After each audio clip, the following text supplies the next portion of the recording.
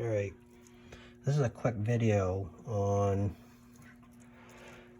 cleaning plastic that has a residue, like a really sticky residue.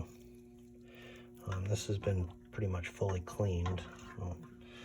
An area right here, you can see it's like gooey. I've tried several different things, laundry soap, dish soap,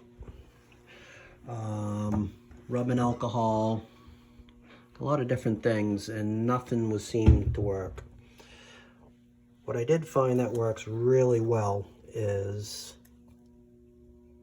oven cleaner.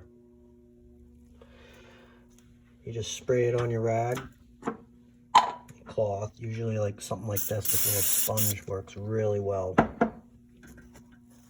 And you just kind of work it in, buff it in, and it comes out really, really good. Takes it off really nicely. Some plastics and stuff it might do damage to, so you want to be careful.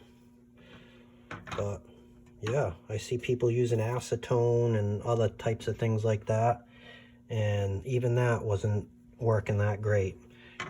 I tried this oven cleaner and it came out mint. It kind of dulled the finish, it looks like, a little bit, but it came out really good. Thanks for watching.